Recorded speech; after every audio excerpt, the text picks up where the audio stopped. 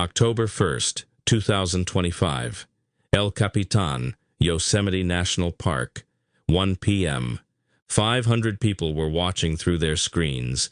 They had been following the orange tent for days as it made its way up the 3,000-foot granite face. The climber inside had become something of a celebrity among the Livestream community. They called him Orange Tent Guy. His real name was Balin Miller. He was 23 years old, and he was about to make a fatal mistake. But to understand what happened on that October afternoon, you need to understand who Balin Miller was. Because this wasn't just another climbing accident.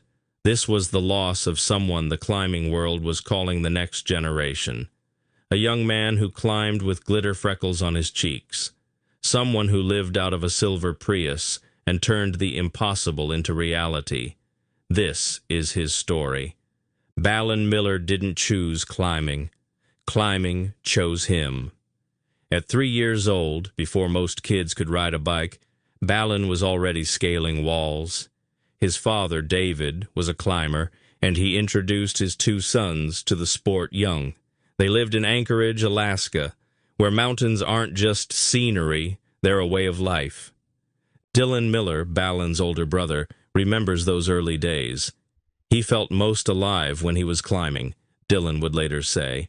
I'm his bigger brother, but he was my mentor.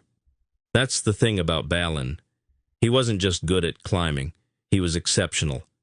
While other kids his age were playing video games, Balin was ice climbing on the Seward Highway.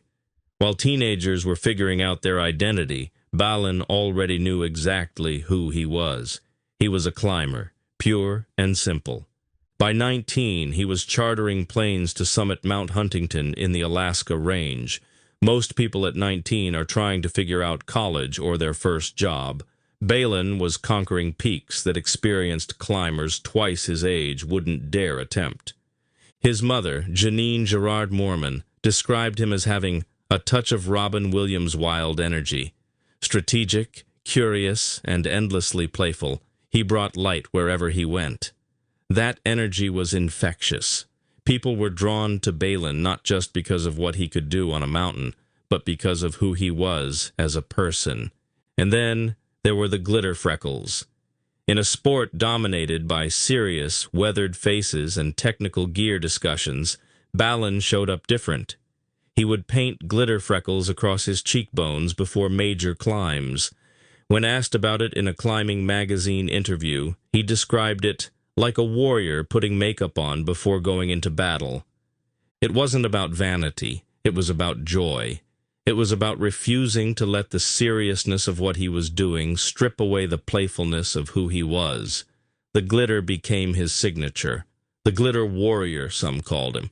But make no mistake, behind the glitter and the playful energy was a climber operating at the highest level of the sport. In early 2025, Balin spent weeks solo climbing in Patagonia.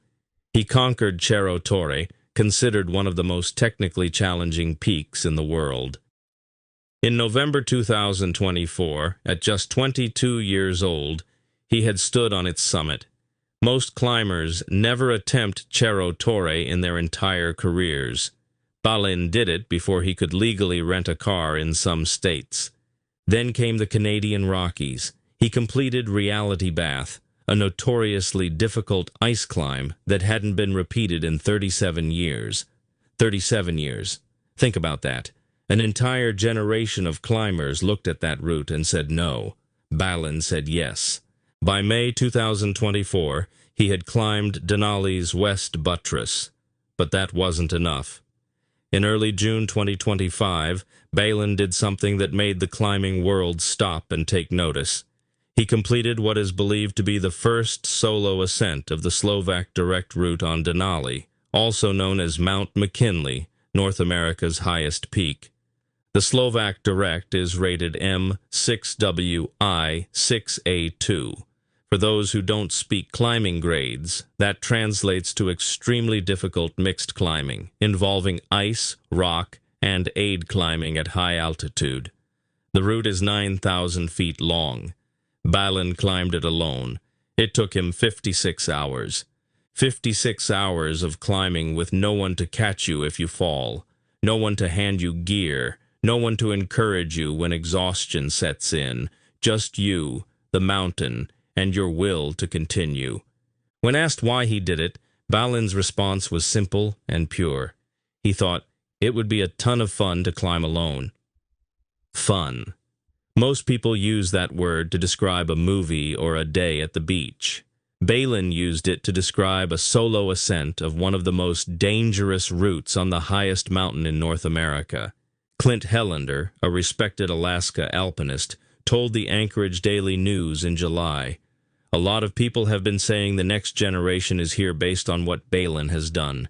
He's had probably one of the most impressive last 6 months of climbing of anyone that I can think of."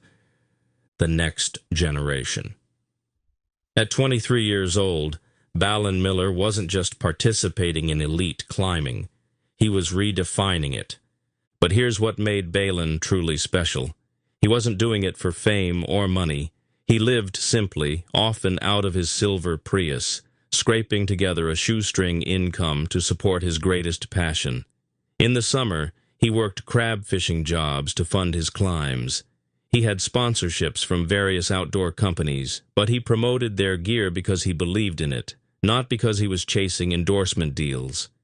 His mother said it best. His heart and soul was truly to just climb. He loved to climb, and it was never about money and fame.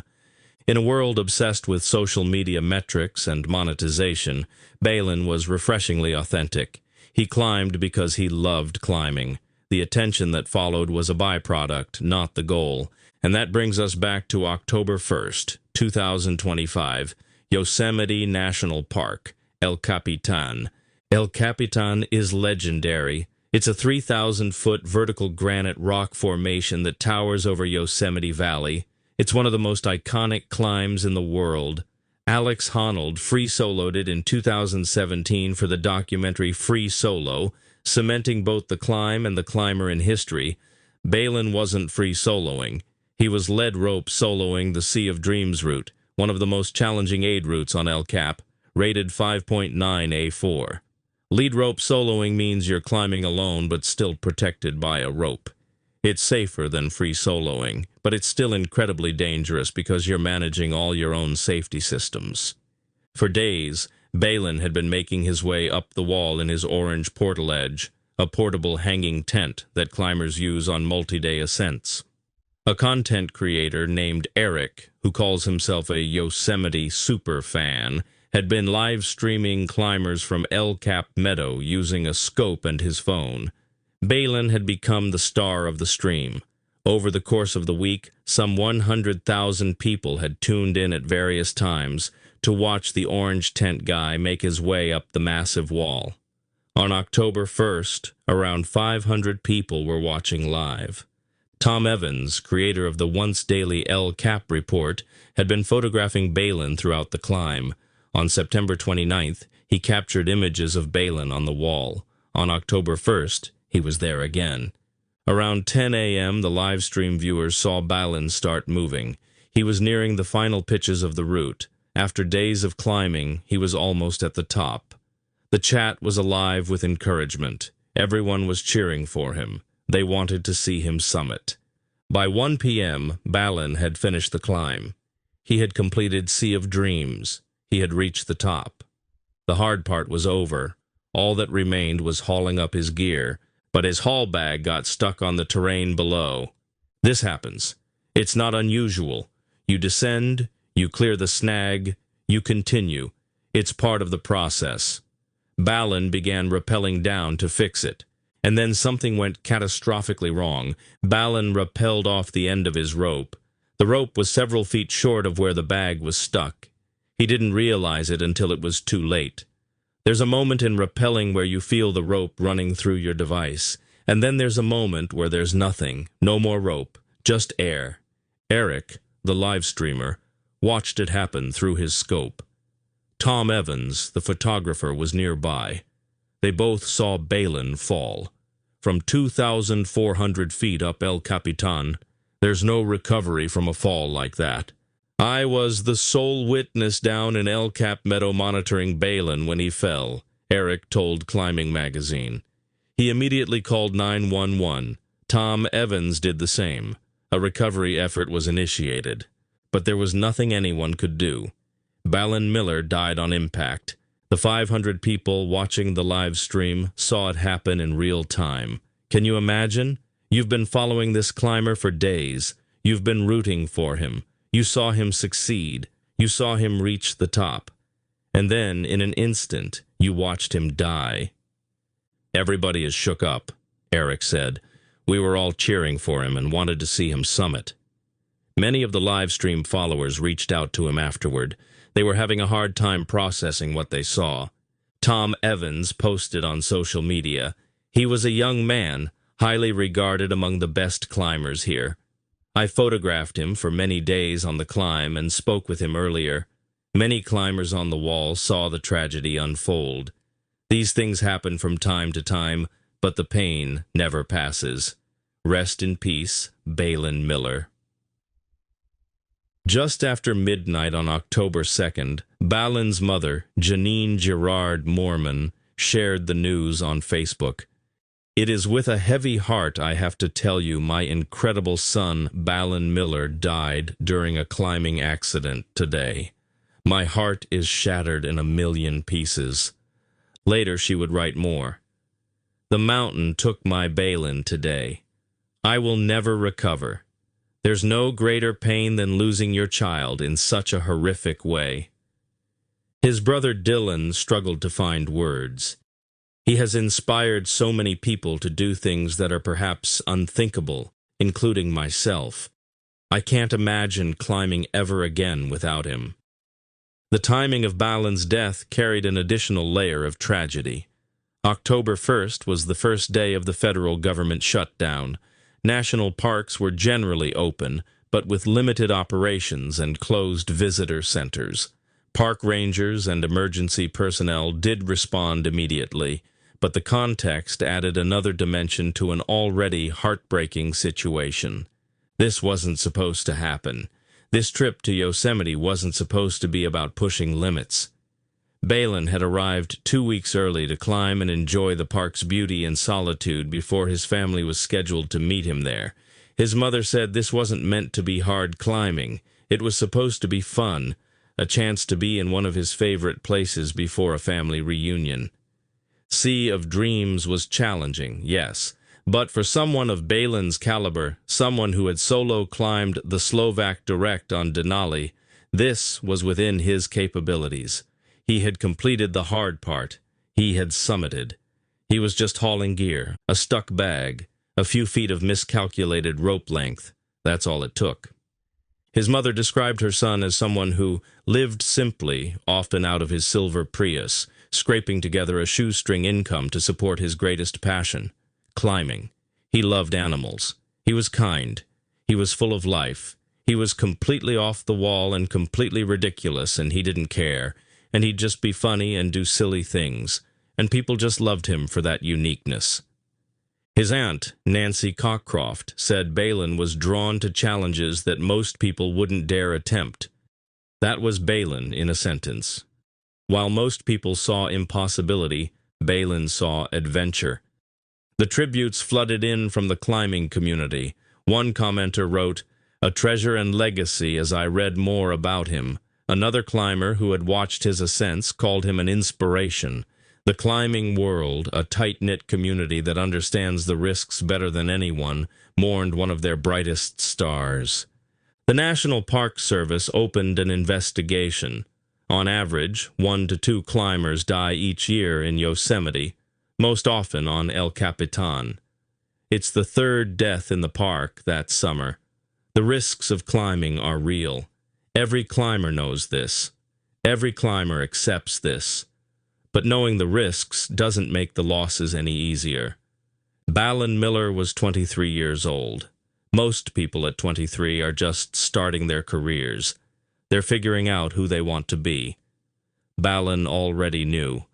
He had already accomplished more in his climbing career than most people achieve in a lifetime. The Slovak Direct, Cerro Torre, Reality Bath, Mount Hunter, Patagonia, the Canadian Rockies, Alaska, Yosemite. He climbed with glitter on his cheeks like a warrior going into battle. He lived out of his Prius because expensive apartments meant less money for climbing. He worked crab fishing jobs in the summer to fund his passion. He inspired his older brother.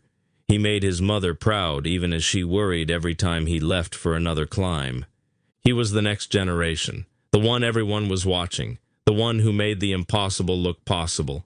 And on October 1st, 2025, on a sunny afternoon in Yosemite, after completing one of El Capitan's most challenging routes, while 500 people watched through their screens, Balin Miller made a mistake that every climber fears, a mistake that can happen to anyone, no matter how skilled, no matter how experienced.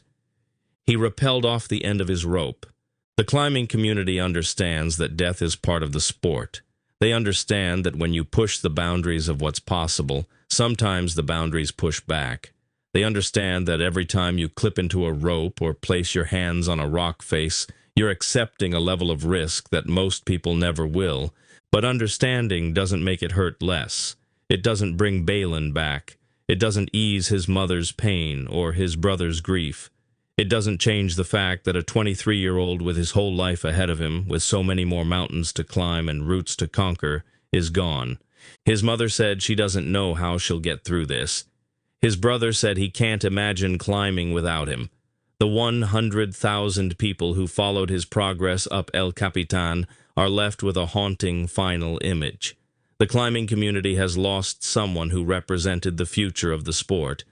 Balin Miller climbed because he loved climbing, not for fame, not for money, but for the pure joy of movement on stone and ice, for the challenge, for the adventure, for the feeling of being most alive. He was a free spirit, those who knew him said, a warrior with glitter on his face, a young man who lived more fully in 23 years than many do in a lifetime. The mountains gave Balin everything. And on October 1st, 2025, the mountains took it all back. Rest in peace, Balin Miller, the glitter warrior, the next generation, gone far too soon.